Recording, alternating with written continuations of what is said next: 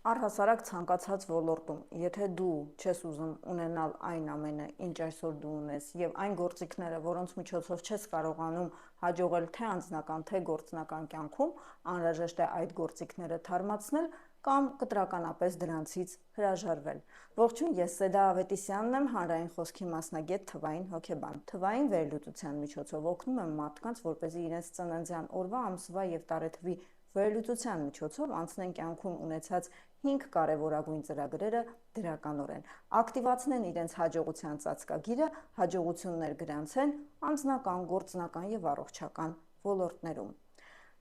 Եթե ցանկանում եք որևէ կետից սկսել ու չգիտեք թե որն է այդ կետը, որովհետև ձեր կյանքում կարծես թե քաոս է եւ կարծես ամեն բան կանգնած է ու անընդհատ նույն իրադարձությունները կրկնվում են, նշանակում է սա ցուցիչ է, որ դուք ձեր կյանքի ծրագրերը, այն է ծննդյան օրվա, ամսվա եւ տարեթվի ծրագրերը չեք անցնում դրականորեն։ Ու որպեսզի անցնեք դրականորեն, անհրաժեշտ է ունենաք ձեր կյանքի ճանապարհային քարտեզը ձեր ձեռքին, որտեղ կան հստակ ցուցումներ, թե որն է կոչվում ծրագիրը դրականորեն անցնել եւ ինչ ենք անում, որ կոչվում է ծրագիրը բացասաբար անցնել կամ չանցնել։